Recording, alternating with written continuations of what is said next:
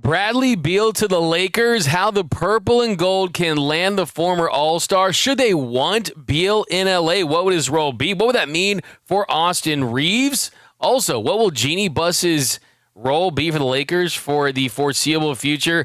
All that more, some juicy Lakers talk coming up next on The Big Lead.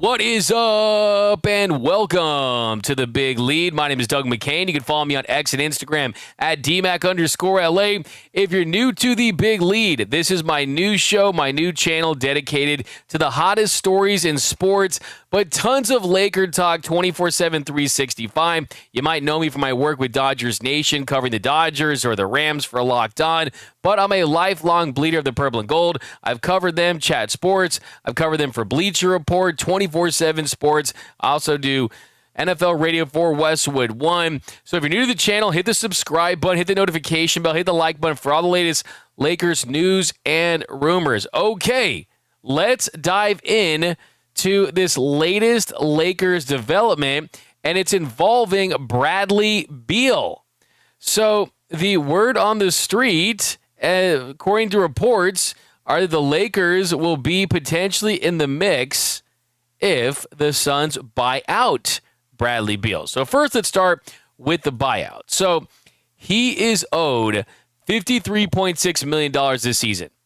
He has a player option for $57.1 million next season, and that also includes a no-trade clause. So because that last part, the most likely scenario for him to leave the Suns is not via a trade, it is via a buyout. So the first thing he's going to need to do is accept the fact that if he wants to play for another team or another team wants to acquire him, it's going to have to come via a buyout because of that no trade clause. If he's happy there, it's the end all be all. He can nix any trade. And then he's also going to have to give back a good chunk of money. That is the other massive hurdle in this because of the dead money on the Suns' salary cap. They can't allow it to exceed 15%. So he's going to have to give back a good amount of that money if he wants to put himself in a position where he can choose any team that he wants to sign with and also not gut that team of any talent potentially. The truth of the matter is there aren't a lot of teams to line up to sign a Bradley Beal unless he's taking a significant pay cut, and there's not a lot of teams that are lined up to trade for him at a $53.6 million contract. So when you look at where the Phoenix Suns are at, they were a team that was as win now as any team in the NBA. It was an experiment. They tried to pair Kevin Durant with Devin Booker and then make it a big three with Bradley Beal. Well, Kevin Durant's in Houston. Bradley Beal could be gone, and they're really kind of looking at the future with Devin Booker. So if he does get bought out, the question is, could the Lakers be a team that he's interested in? Well, according to Jake Fisher, NBA insider, he writes, sources confirm the suitors for Beal include the LA Clippers, fresh off agreeing to trade Norman Powell to Miami, and a 3-team deal that will bring back Utah's John Collins, as well as the Los Angeles Lakers, Milwaukee Bucks, and Minnesota Timberwolves. So, of course, we know that the Lakers get clicks, the Lakers get interest, the Lakers sell newspapers and ad revenue, and they are great for TV ratings. I'll never forget when David Stern back in the day was asked what his dream NBA Finals matchup was after Jordan had retired and you had the Kobe and Shaq era. His answer was the Lakers versus the Lakers. So the Lakers are always going to be included in things, and it always kind of makes you wonder, do these NBA insiders just throw in the Lakers because it's just good for them? I think it's definitely something that's possible. But before you start putting together a lineup that includes LeBron James, Luka Doncic, Bradley Beal, and Austin Reeves, and DeAndre Ayton, well, you have to look at the fact that the Lakers might not even be the favorite in LA to sign him. According to Fred Katz, the Clippers are ahead of the Lakers as a potential suitor. Fred Katz, he tweeted out, as long as Bradley Beal secures a contract buyout with the Phoenix Suns, the LA Clippers are the likely leaders to sign the guard, league sources tell The Athletic. Now, why is that? Well, the reason for that is with the Clippers, they can guarantee him a starting spot alongside James Harden, Kawhi Leonard, because the Clippers just dealt Norman Powell to the Miami Heat. The Bucks are another team that could guarantee him more immediate playing time, and they just signed Miles Turner. You still have Giannis Antetokounmpo, Damian Lillard. He was just stretched. So the reasons why the Clippers are going to be higher are because of that, right? Because of the playing time, the role that he would have. The question is, would Bradley Beal help the Lakers in a way that Austin Reeves might be better served as a sixth man? Now, we know that Austin Reeves, he had himself a really good regular season last year, averaged over 20 points per game. And a lot of those great games were scattered. A lot of those great games came early in the season. Yes, he did have some big games after they traded for Luka Doncic. But if you just look at the natural fit, Luka Doncic, LeBron James, and Austin Reeves, all those guys, to a degree, need the ball in their hands to be at their best.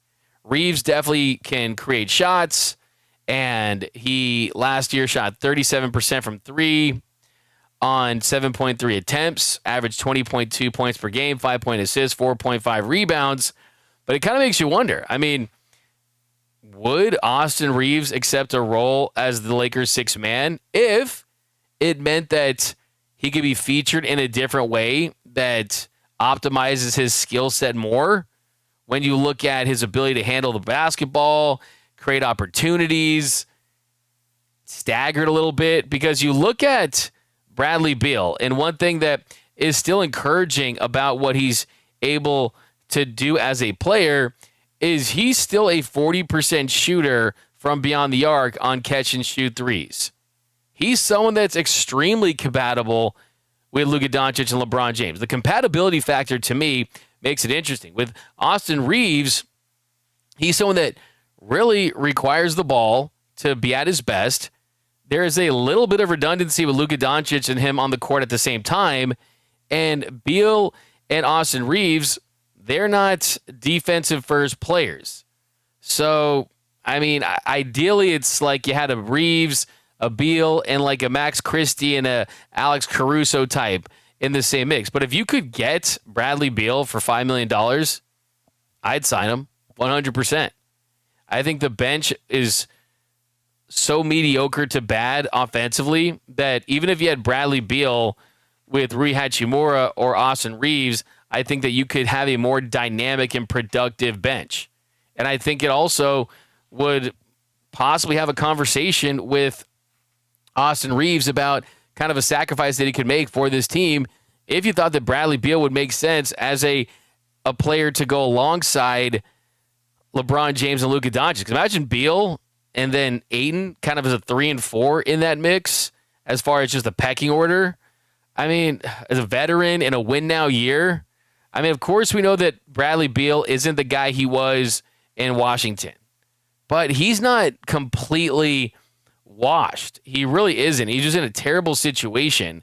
Last year with the Suns, he averaged 17 points, 3.7 assists on 49% shooting and 38% from beyond the arc.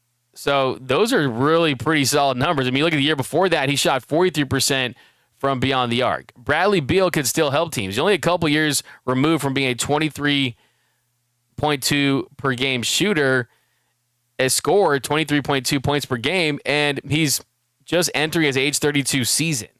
So this is kind of one of those things where if the Lakers put on the full court press and they really want to go after him, it would be pretty interesting. I mean, I know there are a lot of Laker fans out there saying it wouldn't be a major positive, that they don't need a ball-dominant shooting guard, a small wing. On the Clippers, he's definitely a plug-and-play for Norman Powell's spot, but teams who don't have that talent could use someone like him. But if I'm Bradley Beal, I look for the best way to kind of repair and reestablish my NBA reputation. Everyone thinks that he's on a terrible contract, that he didn't work out in Phoenix. The Lakers is a much more attractive situation because it's the glamour franchise. It's Luka, it's LeBron, it's Ayton. The Clippers, they're perennial losers. You can't guarantee Kawhi Leonard's health, and you look at James Harden at this stage of his career, that team's not going anywhere. Clippers are not going to win an NBA title, right? Pigs will fly before they do. And with the Lakers, from an economic standpoint, Beal has made over $250 million in his career. If he gives up $14 million, that's not going to affect his life in any way, shape, or form, okay?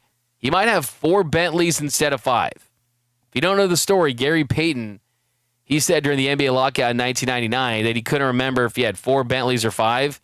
But I don't think that Beal is going to have any issues putting food on the table or keeping the lights on for any type of pay cut.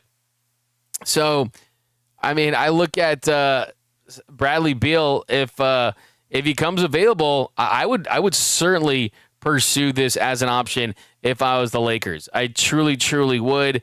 I think, I mean, first of all, people are freaking out about Beal's contract. Dude, you earn your contract, okay? You can't be mad at a guy that's earned his contract, and that's just the truth. I mean, if I'm the Suns, I'm looking to certainly move off of him and just start anew there, and he makes sense in the grand scheme of things for a lot of teams.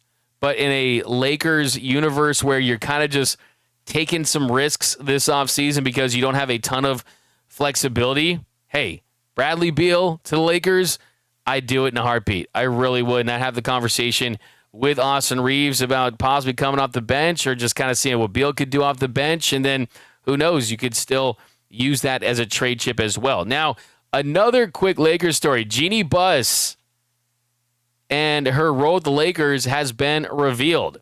So the Buss family, they made their sale to the majority sale of the Lakers. And it was already really surprising. A lot of people thought that would never happen.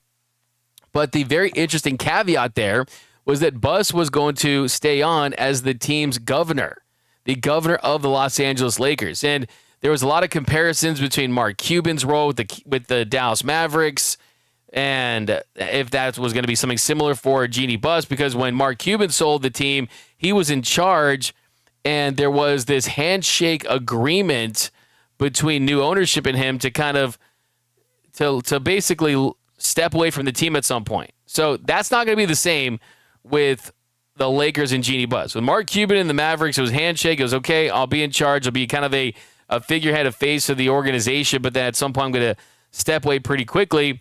That won't be the case with Jeanie Buss. Per Dan Wojcicki of The Athletic, he said, per a team source, Buss's agreement with Mark Walter and the NBA stipulates that she'll remain the team's governor for at least the next 5 seasons. So in the immediate future, this is going to help the transition from the old ownership group to the new ownership group, show them the ropes, let them know how things were done in your regime. And, of course, you expect the Mark Walter-led group to improve upon anything. But the Buss family, they've been in the mix for a very long time, since the 70s. And this, I think, is going to help the Lakers' identity, help the Buss family's legacy. But let's be honest, it will come to a point when there will be no involvement. Because the truth is, she's not a part of ownership in a majority sense. So that just makes her basically a spokesperson who just kind of parrots for the owners in a way. She's a figurehead, right?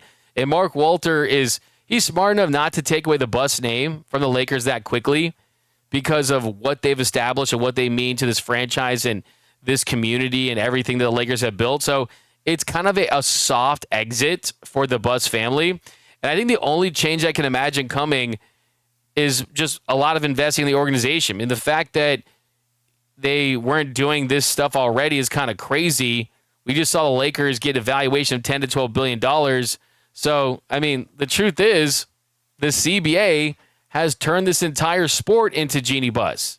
So with the second apron and the limitations to how you can upgrade your roster, I mean, I think that the number one thing that we could see is the Lakers going over that second apron now and just being as aggressive and also pouring resources into training and analytics and just being first class in every single hire they make.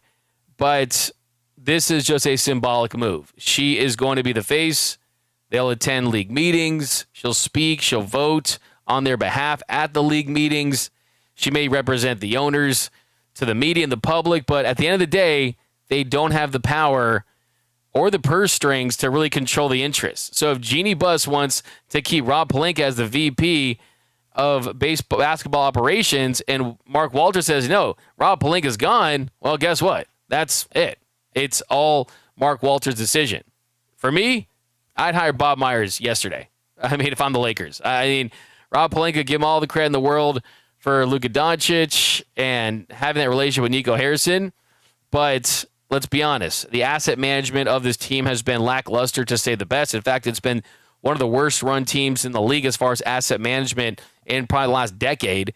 And ultimately, the Dodgers, they went out there and they brought in Andrew Friedman, and that totally changed the course of their franchise. So Mark Walter is going to get his guy. And I do think that Rob Pelinka's days are numbered, whether that's 1 year, 2 years, 3 years, 4 years. At some point, he's going to get his guy because that's what he did with the Dodgers. And I think when you look at how the Lakers are going to use Jeanie, think about how Magic Johnson is used by the Dodgers, right? It's about kind of the face and being out there for the public. And look, I mean, I think that if she's anything more than a figurehead after 5 years, then the Mark Walter ownership and the whole regime change is going to be a disappointment. But I don't think that's going to happen. This is a new era of the Lakers. They're modernized. They're rich. The restaurant is under new management, and the menu is completely changed. And it's going to be an exciting time to be a Laker fan. It already is, but I think that good times are ahead, and this has been long overdue. But that's going to do it for this episode of The Big Lead. My name is Doug McKain. You can follow me on X and Instagram at DMAC_LA. Laker fans, hit the subscribe button, hit the notification bell, hit the like button for your Los Angeles Lakers. Comment Luka Magic for a chance to win. And until next time, I'm out.